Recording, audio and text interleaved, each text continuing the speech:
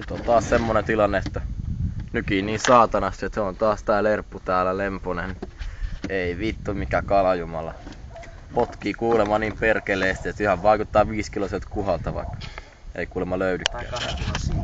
2 kilon siiket on kaukana. Tää on semmonen jööti, että... Nyt on meillä on täällä Roikokin haavimestarina. Siinä heiluttelee nyt kohta alkaa näkyy pomppimaan. Sitä on pakko saada suoraan. Kohta näkyy pomppimaan. Vetää hankaa vastaan niin jumalattomasti. Ja ylös tulee. Tulee kunnon monttu. Tulee. Järvilohi. Järvilohi. Mikäs vittu se on? Nyt tulee. Meritaimenta. Meritaimenta. Järvestä. Istutettu. No. Täällä odotellaan. Internettikansa tahtoo nähdä fisua. Sieltä se tulee. Pikkuhiljaa, sentti kerrallaan. Älä nyt, sä vittu huu. Ui saa. No.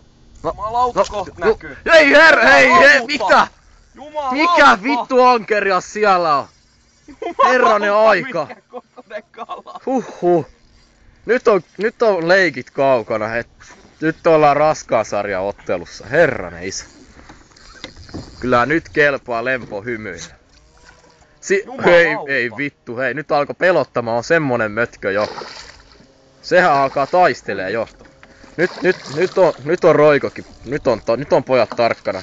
Sinne ui oikein nätisti haavia. Saatana! Mikä helvetti se on? Jumalauta! Jumalauta! 6 kilo hauki ainakin! Mamma hauki! Jumalauta jätkä, tähän ei kalikat riitä taiduttamiseen, vittu etälamautinta tänne! Jumalauta! Ei helvetti! Anna löysä. Nyt tarvitaan kyllä jotain korkeampia voimia tänne, että tää saadaan kuoliaksi. Herranen isä! Huhhuh! Siinä on mötkö teille, vittu siijat on yhtään mitään tähän verrattuna. Ei helvetti.